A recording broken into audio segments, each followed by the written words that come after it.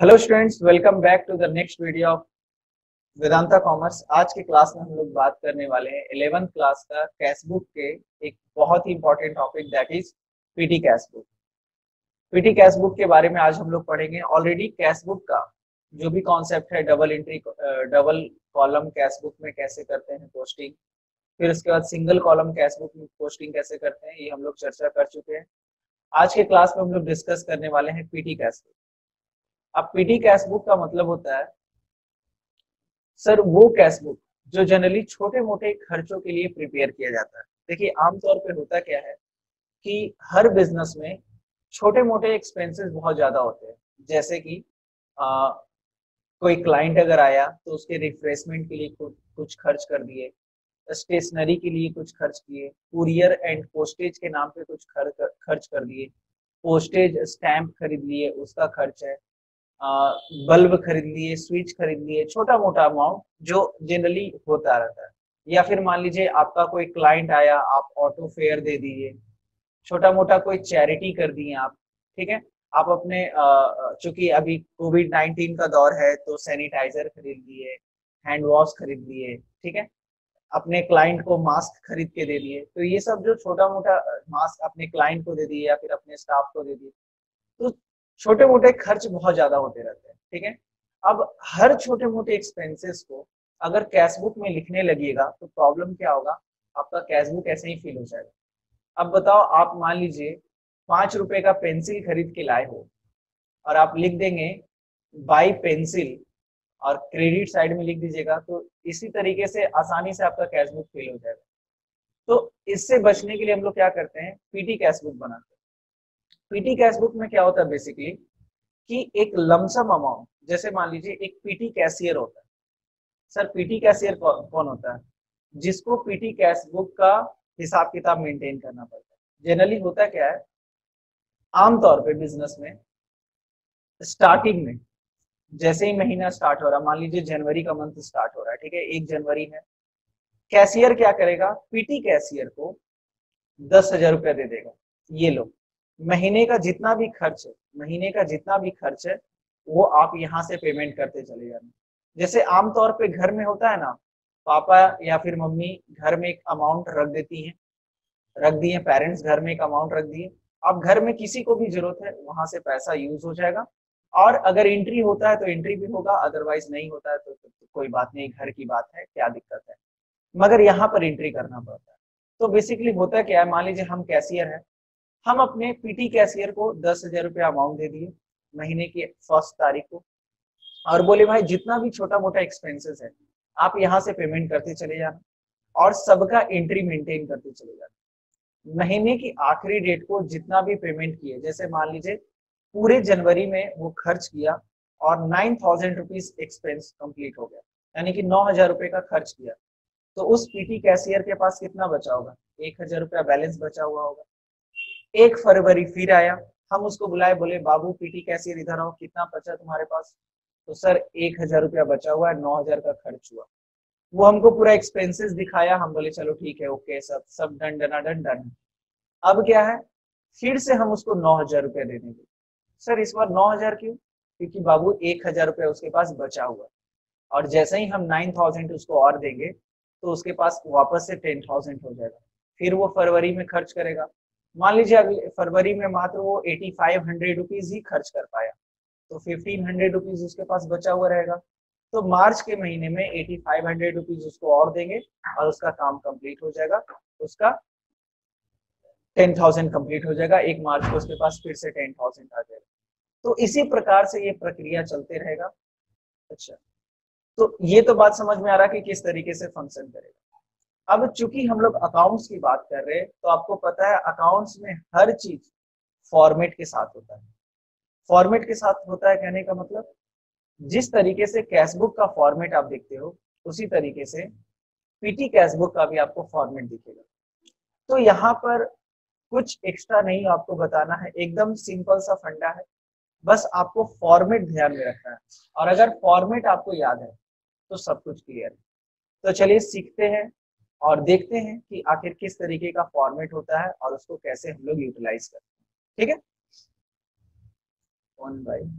बाबा पूजा कराएंगे क्या? प्रणाम बाबा। प्रणाम बाबा। बोलिए, कौन है?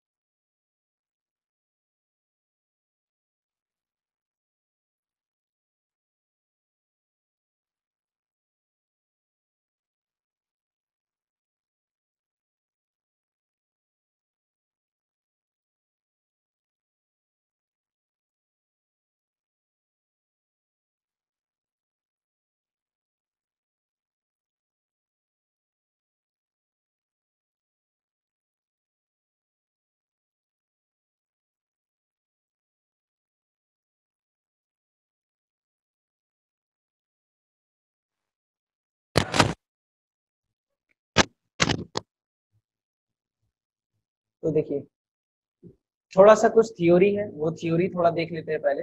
हल्का फुल्का, ज्यादा यहाँ पे यूज नहीं होता थ्योरी का, है ना। और पीटी कैश बुक से वैसा कुछ थ्योरी भी नहीं आता आपको।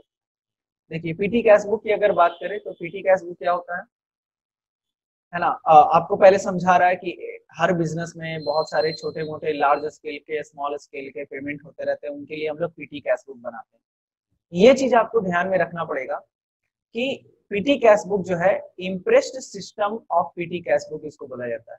इम्प्रेस्ड सिस्टम मतलब, इम्प्रेस्ड सिस्टम मतलब वही सिस्टम जिसमें हम लोग क्या करते हैं, हर महीने एक अवेलेबल अमाउंट मेंटेन करते हैं एक तारीख से। जैसे मान लीजिए हम आपको बताएं कि जनवरी में हम हर महीने 10,000 रुपया पेमेंट कर रहे हैं, 10,000 रुपया पीटी कैशियर को देना चाहते हैं। तो जनवरी में, 1 जनवरी को 10,000 दिए, वो 9,000 रुपीज एक्सपेंस किया, तो कितना बचा? 1,000 रुपया बचा। फिर 1 फरवरी को वो मेरे पास आया, 1,000 रुपया उसके पास था, 9,000 रुपया और दिए, उसके पास कितना हो गया? 10,000 रुपीज हो गया। तो इस सिस्टम को हम लोग बोलते हैं इम्प्रेस सिस्टम। तो बेसिकली इम्प्रेस सिस्टम फॉलो किया जाता है। तो अगर आपसे बस इतना पूछा जा सकता है कि पीटी कैश बुक कौन से सिस्टम पे बनता है, तो इम्प्रेस सिस्टम पे बनता है, और कुछ नहीं। और इम्प्रेस सिस्टम क्या होता है आपको क्लियर है, ठीक है। फिर उसके बाद यहाँ पर कुछ एडवांटेजेस आपको दे रहे हैं।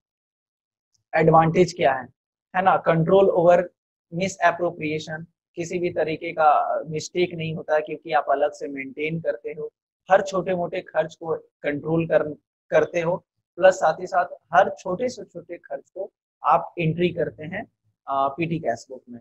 तो किसी भी तरीके का मिस एप्रोप्रिएशन नहीं होता है। कंट्रोल ओवर पीटी एक्सपेंसेस, छोटा मोटा जितना भी एक्सपेंस, कई बार ऐसा होता है ना ऑर्गेनाइजेशन में कि छोटा मोटा खर्च बहुत ज्यादा हो जाता है, तो उसको कंट्रोल करने के लिए पीटी कैश बुक का यूज करते हैं।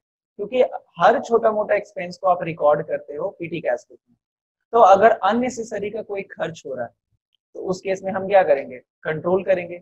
पीटी कैशियर को झाड़ लगाएंगे कि क्या भाई, आप इतना ज्यादा एक्सपेंसेस कैसे कर सकते हो, है ना। तो वो होता है ना कंट्रोल करना, वो चीज। Control exercise by main cashier. अच्छा, यहाँ पे कंट्रोल एक्सरसाइज कौन करेगा? Cashier.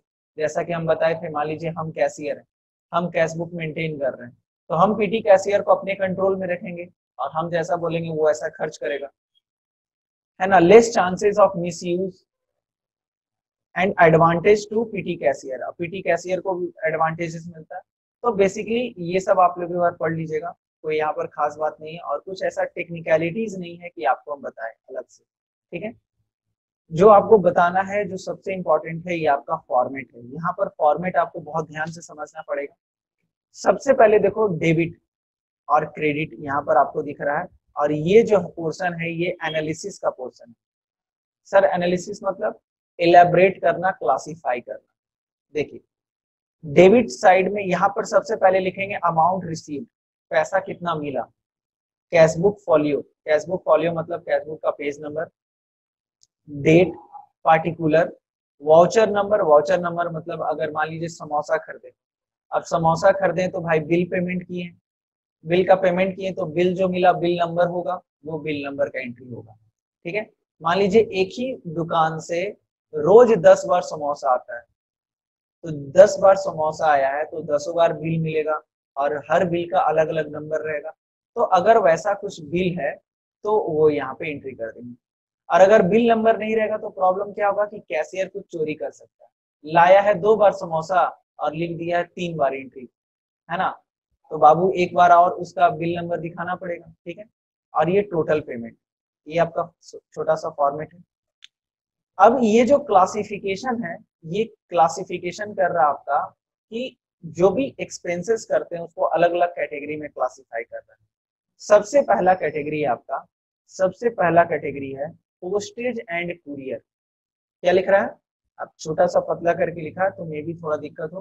Postage and courier, postage and courier मतलब जितना भी कुरियर से रिलेटेड खर्च होगा, जैसे इनवेलप खरीदे, स्टैम्प पेपर खरीदे, कुरियर वाले को पैसा दिए, वो सारा खर्च इसमें क्लासिफाई करेंगे। अब सेकंड है आपका वेजेस। वेजेस कहने का मतलब कोई भी अगर भाड़ा दे रहे हैं तो छोटा मोटा जो भाड़ा होता है वो हम लोग यहाँ लिखेंगे। कन्वेनियंस, कन्वेनियंस मतलब होता है, देखिए वेजेस मतलब भी भाड़ा ही होता है और कन्वेनियंस मतलब होता है आने जाने का भाड़ा, यानी कि ट्रेवलिंग एक्सपेंस। तो जैसे आप लेबर को भाड़ा दे रहे हैं, कुलदार को भाड़ा दे रहे हैं, है ना, वर्कर को भाड़ा दे रहे हैं, तो वो चला जाएगा वेजेस में। पर ऑटो फेयर, बस फेयर, रेलवे फेयर, अब मान लीजिए एक स्टेशन से दूसरे स्टेशन गए या फिर आप अपने क्लाइंट को छोड़ने गए और प्लेटफॉर्म टिकट खरीदे, तो वो सब छोटा मोटा खर्च किस में आ जाएगा? कन्वेनियंस फी। तो कन्वेनियंस मतलब होता है आने जाने का खर्च। तो जो भी रिक्शा भाड़ा है ना, रिक्शा भाड़ा हो गया, ऑटो भाड़ा हो गया, रेलवे फेयर हो गया, कार फेयर हो गया, सारा किस में जाएगा? कन्वेनियंस में। कार्टेज मतलब क्या होता है? कार्टेज मतलब होता है ये आपका कार्टेज, कार्टेज, कार्टेज मतलब होता है जब ट्रक से माल आता है ना, और ट्रक वाले को जो भाड़ा देते हैं जनरली उसको बोलते हैं कार्टेज। और कार्टेज को अनलोड कराने में जो भाड़ा लगता है ना, ट्रक को अनलोड कराने में जो भाड़ा लगता है उसको भी हम लोग कार्टेज के दायरे में लाते हैं। तो कार्टेज से रिलेटेड एक जो एक्सपेंस रहेगा वो इसमें आएगा। अभी बस आपको ध्यान में रखना है, बाकी एक क्वेश्चन आपको बनाएंगे सब क्लियर हो जाएगा। फिर ये फिफ्थ पॉइंट कह रहा है स्टेशनरी। अब आपको पता है कि पेपर, पेन, पेंसिल, रबड़, इरेजर या फिर carbon paper, sketch pen, marker, कुछ भी यूज हो रहा है, स्टेपलर यूज हो रहा है, तो अगर ये सब चीज खरीद रहे हैं, फोटोकॉपी में कुछ खर्च हो गया, तो वो सारा का सारा किस में जाएगा? स्टेशनरी में जाएगा। और अगर ये पांचों में क्लासिफाई नहीं हो पा रहा है तो वो कहाँ चल जाएगा? मिसलेनियस में चल जाएगा। मिसलेनियस एक्सपेंसेस मतलब छोटा मोटा, यानी कि जिसका कोई नहीं उसका मिसलेनियस। अब जैसे मान लो हम टॉयलेट सॉप खरीदे या फिर मान लीजिए सैनिटाइजर खरीदे 50 रुपए का, तो बताओ किस में लिख दोगे?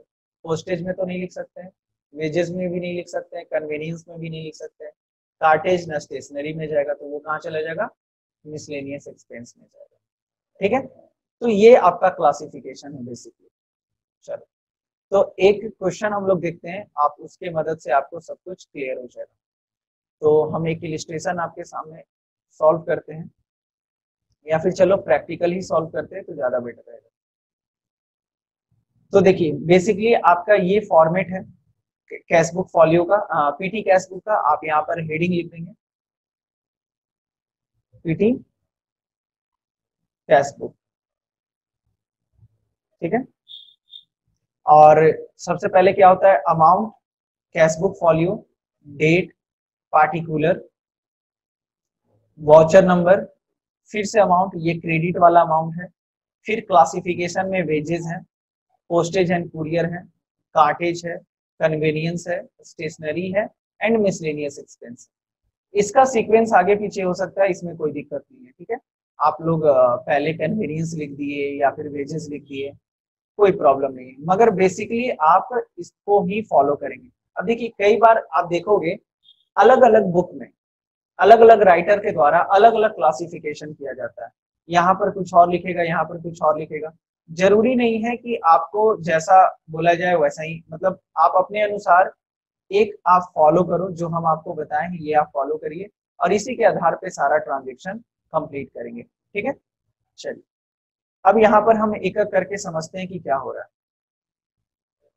चलो तो शुरू करते हैं। देखिए क्या कह रहा है, record the following transaction in PT cash book with suitable column. Suitable column मतलब जो आपको कॉलम एनालिसिस कॉलम की the book is kept on impressed system, है ना। The book is kept on impressed system मतलब वही हर महीने की फर्स्ट तारीख को एक अमाउंट रहना चाहिए। और यहाँ पे इंटरेस्ट बिगिंस ₹4000 और यहाँ पर कितना दिया जाता है 4000 रुपया दिया जाता है। यानी कि जो कैशियर है पीटी कैशियर को बोल देता है बाबू ये लो 4000 रुपया और सारा खर्च तुम बियर करोगे, है ना। सारा जो छोटा मोटा खर्च होता है उसको आप संभालोगे। चलिए सर बहुत अच्छी बात है। तो देखिए यहाँ पर क्या कह रहा है, सबसे पहला कि 4000 रुपया है, चलो वो तो ठीक है।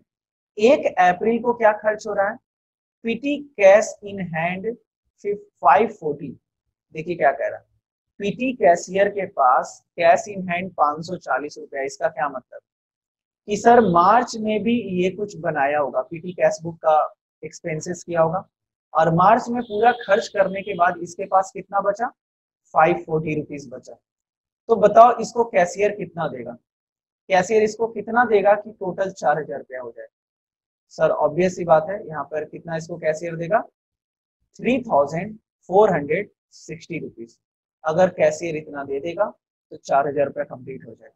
यानी कि 1 अप्रैल को इसको कैशियर की तरफ से कितना मिलेगा 3460 रुपीज मिलेगा।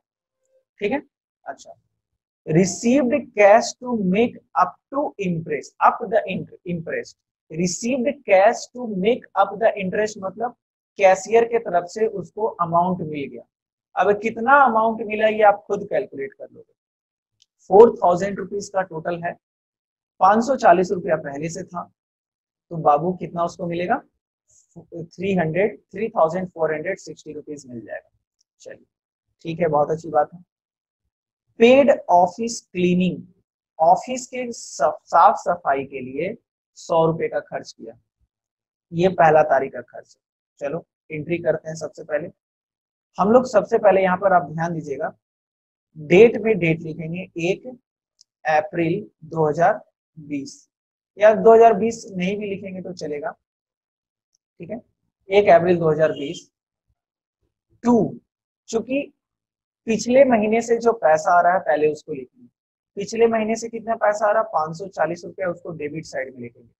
सिंपल सा फंडा है, जो भी पैसा कैशियर से मिलेगा पीटी कैशियर को वो डेबिट साइड में लिखेगा और जितना भी वो पेमेंट करेगा ये कहाँ लिखेगा क्रेडिट साइड में। आप देखिए अमाउंट ये डेबिट का अमाउंट है और ये क्रेडिट का अमाउंट है, बात समझे। तो जो भी एक्सपेंसेस होगा उसका अमाउंट यहाँ लिखेंगे और जो भी रिसीव होगा उसका अमाउंट यहाँ लिखेंगे। ठीक है, एकदम कोई प्रॉब्लम नहीं होना चाहिए। चलिए आगे बढ़ते हैं। तो टू बैलेंस बीडी, है ना, पिछले महीने से जो पैसा आता है उसके लिए क्या लिखेंगे बैलेंस बीडी। कॉन्सेप्ट चेंज नहीं होगा, कॉन्सेप्ट सारा वही है, लिखने का तरीका बस चेंज हो गया। तो टू बैलेंस बीडी और यहाँ पर आप अमाउंट देखिए कितना दिख रहा है 540 रुपए कंप्लीट। अच्छा, अब आपको कैशियर के तरफ से इसी दिन कितना मिल रहा है, कैशियर के तरफ से कितना मिल रहा है, तो सर कैशियर के तरफ से मिल रहा है 3460 रुपीज मिल रहा है। तो लिखेंगे टू कैश अकाउंट। ठीक है, कितना मिल गया 3460 रुपया और आपके पास 4000 रुपया कंप्लीट। अब इसी दिन 1 अप्रैल को ही 2020 हम नहीं लिखा है, 1 अप्रैल को ही ये किसका खर्च किया है ऑफिस क्लीनिंग के नाम पे खर्च किया 100 रुपया। तो सबसे पहले अच्छा चूंकि आप पेमेंट कर रहे हैं तो पेमेंट कर रहे हैं तो अमाउंट कहाँ जाएगा क्रेडिट साइड में, और क्रेडिट साइड में जो भी होता है उसके लिए क्या लिखते हैं बाई लिखते हैं। तो सर आप तो पहले बोलते थे कि डेबिट साइड में जो रहेगा उसको टू लिखेंगे और क्रेडिट साइड में जो रहेगा उसको बाई लिखेंगे। ठीक है, ऐसा ही होता है, मगर यहाँ पर क्या हो रहा है आपका एक ही पार्टिकुलर में टू भी लिख रहे हैं और बाई भी लिख रहे हैं। थोड़ा सा कॉन्सेप्ट चेंज है। कॉन्सेप्ट में क्या बदलाव है कि चूंकि पेमेंट किए हैं तो क्रेडिट साइड में लिखेंगे और पैसा आ रहा है तो डेबिट साइड में लिखेंगे, मगर चूंकि पेमेंट कर रहे हैं ऑफिस क्लीनिंग का तो ऑफिस बाई ऑफिस क्लीनिंग के नाम पे 100 रुपया लिखेंगे, मगर क्या बोल के लिखेंगे बाई बोल के लिखेंगे, टू बोल के नहीं लिखेंगे। ठीक है। फिर उसके बाद next bought shorthand sorry paid railway, second question छूट गया, 4 तारीख को पेड रेलवे फेयर 320 रुपया, बस फेयर 280 और वेजेस कितना दिए 150। 3 ट्रांजेक्शन हुआ है 4 अप्रैल को, 3 खर्च किए। रेलवे फेयर 320 रुपया, तो 4 अप्रैल 4 अप्रैल और 4 अप्रैल बाई रेलवे 320 रुपया। अकाउंट लिखने की जरूरत नहीं है यहाँ पे। बस fair 280, wages 150 by bus fair और बाई वेजेस, और अमाउंट कितना है 280 और 150 लिखा है।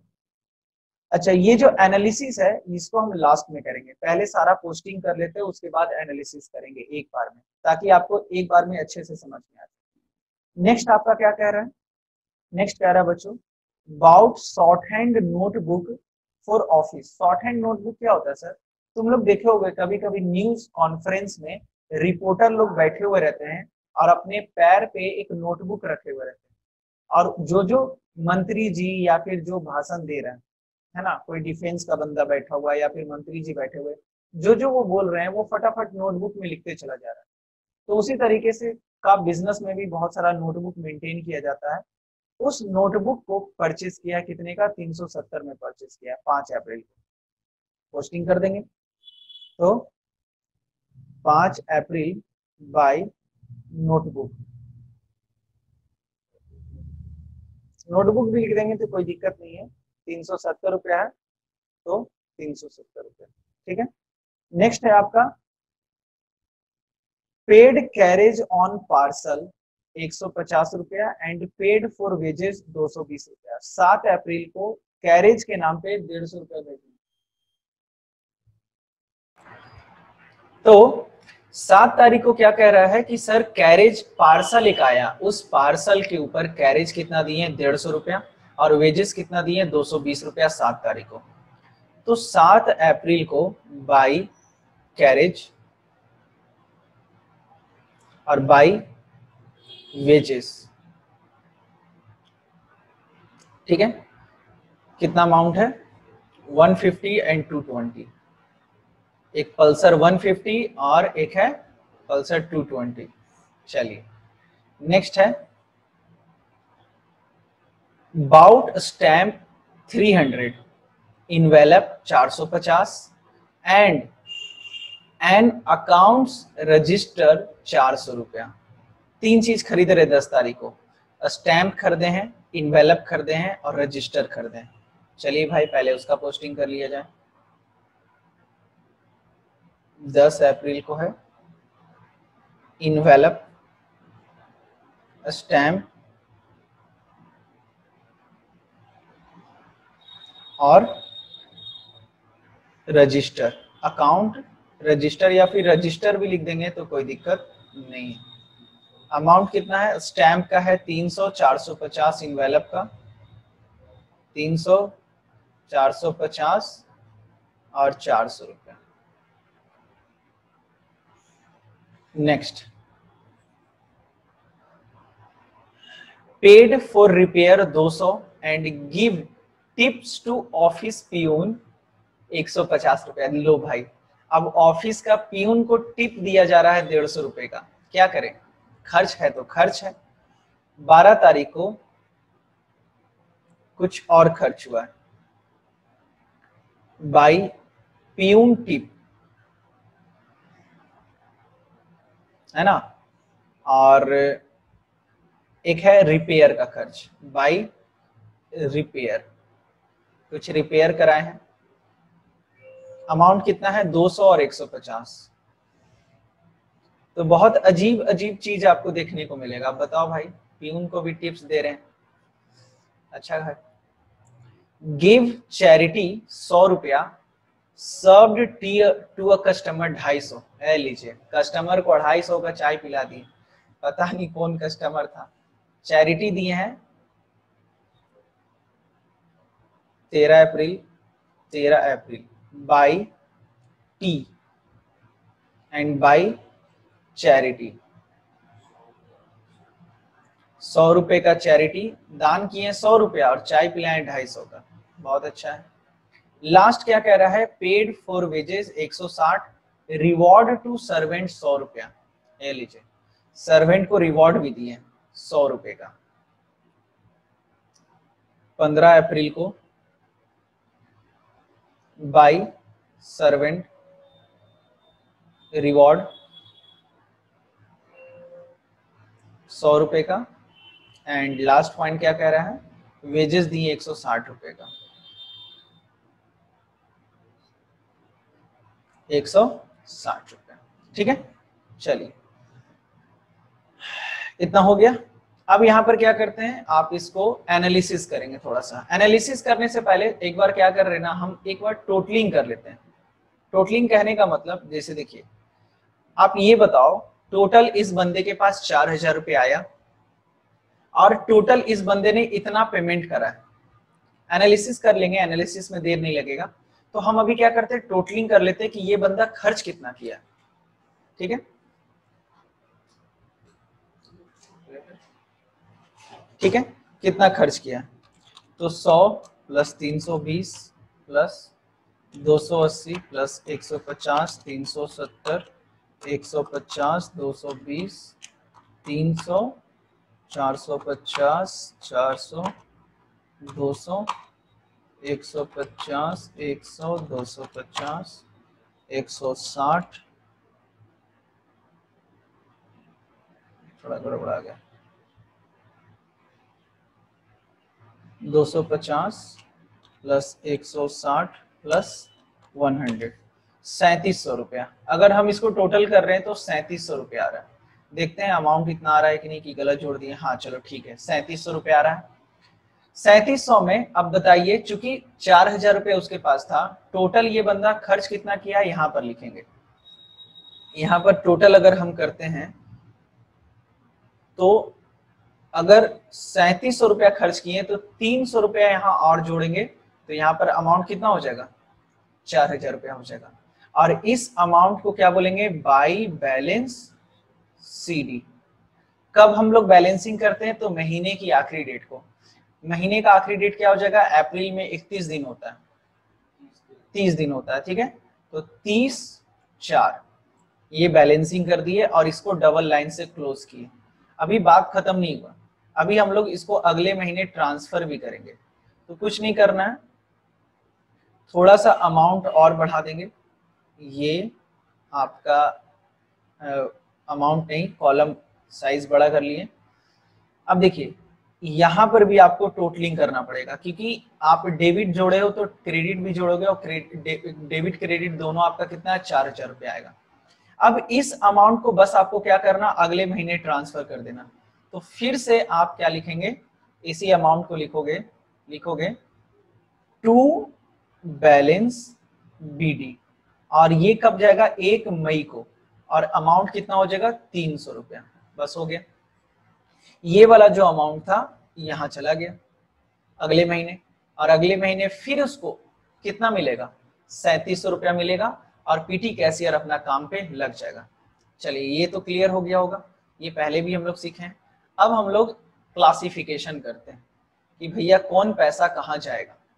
तो सबसे पहला तुमको अमाउंट दे रहा बच्चा, ऑफिस एक्सपेंस। अब बताओ मेरे प्यारे बच्चों, ऑफिस क्लीनिंग का खर्च कहाँ जाएगा, वेजेस में जाएगा, सर नहीं। पोस्टेज एंड कुरियर नहीं, कैरेज नहीं, कन्वीनियंस आने जाने का भी खर्च नहीं है, स्टेशनरी भी नहीं है, तो जिसका कोई नहीं उसका कौन हो जाएगा, मिसलेनियस। तो ये 100 रुपया कहाँ चला जाएगा, मिसलेनियस में चला जाएगा। मतलब हम कर क्या रहे हैं, क्लासिफिकेशन। फिर रेलवे, अब रेलवे का जो 320 रुपया है ये कहाँ जाएगा, तो सर रेलवे तो आने जाने का भाड़ा है, तो कन्वीनियंस में जाएगा। तो कन्वीनियंस के कॉलम में लिख देंगे 320 रुपया। फिर उसके बाद बस फेयर 280, ये भी यहीं जाएगा। वेजेस, नेक्स्ट आपका क्या दे रहा है, वेजेस। वेजेस कितना है, 150 रुपया। तो वेजेस का है तो एक अलग से कॉलम ही है, तो वेजेस में लिख दिए। नोटबुक, अब बताइए नोटबुक जो है वो किसका खर्च है, स्टेशनरी का खर्च है। किसका खर्च है, स्टेशनरी का खर्च है। तो ये 380 रुपया कहाँ चला जाएगा, 370 रुपया स्टेशनरी में चला जाएगा। तो स्टेशनरी का कॉलम कहाँ है, यहाँ पर है 370 रुपया। कैरेज 150 रुपया, तो कैरेज का तो एक अलग से ही कार्टेज है, तो वेजेस एंड कैरेज सब आपका कहाँ चला जाएगा, वेजेस में चला जाएगा। तो कैरेज मतलब भी क्या होता है, भाड़ा होता है, तो 150 रुपया फिर से आ गया। वेजेस, वेजेस फिर कहाँ से जाएगा, यहीं जाएगा 220 रुपया। स्टैंप, स्टैंप क्या होता है, स्टैंप मतलब कुरियर करने में जो खर्च आता है, कुरियर जब करते हैं तो उसमें स्टैंप लगता है कि नहीं, तो पोस्टेज एंड कुरियर का पार्ट होता है स्टैंप, ठीक है। तो कई बच्चा क्या करता है ना, स्टैंप को स्टेशनरी में डाल देता है, मगर नहीं, स्टैंप कहाँ जाएगा, पोस्टेज एंड कुरियर में जाएगा। तो 300 रुपया आपका कहाँ चला गया, पोस्टेज एंड कुरियर में चला गया। चलिए ठीक है। इनवेलप, इनवेलप भी कहाँ जाएगा, पोस्टेज एंड कुरियर में जाएगा। सॉरी 450 है, तो 450 रुपए। नेक्स्ट है रजिस्टर खरीदे, तो बाबू रजिस्टर जो खरीदे वो किसका पार्ट है, स्टेशनरी का पार्ट है। तो स्टेशनरी आपका कहाँ है, यहाँ पर है, तो 400 रुपया यहाँ पर आप लिख दिए स्टेशनरी।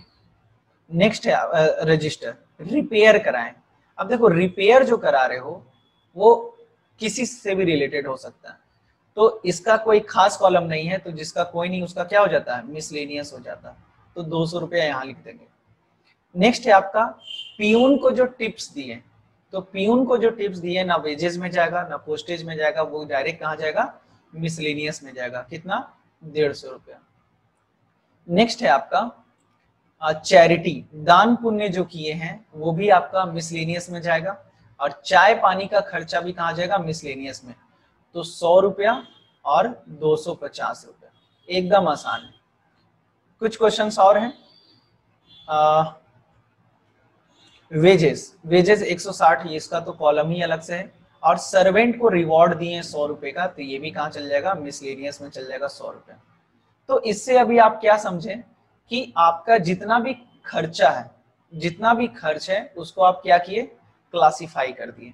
जितना भी आपका एक्सपेंसेस था आप उसको क्लासिफाई कर दिए। अब एक छोटा सा काम आपको और क्या करना है, टोटलिंग कर देना। आपको क्या कर देना है, टोटलिंग कर देना। ये डबल लाइन से क्लोज कर देंगे, ठीक है, डबल लाइन से क्लोज, और जोड़ के लिख देंगे। तो जैसे पोस्टेज एंड कुरियर को जोड़ेंगे तो कितना आएगा, 750 रुपया। तो आप आराम से कह सकते हो कि मार्च अप्रैल के महीने में पोस्टेज एंड कुरियर पे कितना खर्च हुआ है, तो 750 रुपया हुआ है। वेजेस पे कितना खर्च हुआ है, तो 150 प्लस 150 प्लस 220 प्लस 160, 680 रुपया वेजेस के ऊपर खर्च हुआ है। कार्टेज के ऊपर 1 रुपया भी खर्च नहीं हुआ है, तो क्रॉस नहीं करना है, बस हम बता रहे हैं आपको। कन्वेनियंस, आने जाने में भाड़ा कितना खर्च हुआ है, तो 600 रुपया खर्च हुआ, ठीक है। फिर स्टेशनरी के ऊपर कितना खर्च हुआ है अप्रैल के महीने में, तो 770 रुपया, और छोटा मोटा खर्च 100 रुपया, 200, 150, 100, 250 प्लस 100, 900 रुपया, ठीक है। इस तरीके से अब देखिए इस पीटी कैश बुक का बनाने का एडवांटेज क्या है। अब मान लीजिए हम कैशियर हैं, हेड कैशियर हैं, हम पिछले महीने का देखें, पिछले महीने का पीटी कैश बुक मिलाएं, तो पिछले महीने का पीटी कैश बुक में हम देखे थे तो 500 रुपए का छोटा मोटा खर्च था, मगर इस बार दिख रहा है 900 रुपया। तो हम बोलेंगे ना कि भाई इतना ज्यादा कैसे बढ़ गया, 400 रुपया कैसे बढ़ गया। आप जरूर छोटा मोटा खर्च बहुत ज्यादा कर रहे हो, थोड़ा कंट्रोल करिए।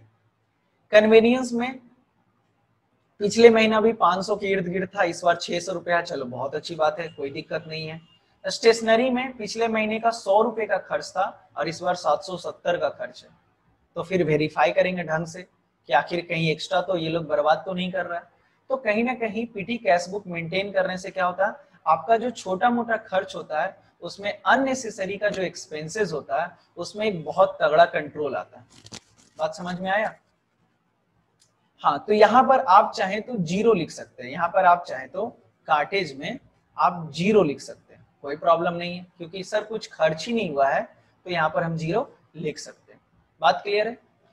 तो आज के क्लास में बस इतना ही। आज के क्लास में हम लोग सीखें कि आखिर किस तरीके से पीटी कैश बुक मेंटेन होता है और पीटी कैश बुक में आखिर किन किन बातों को ध्यान में रखा जाता है और उसके कॉलम को कैसे क्लासिफाई करते हैं।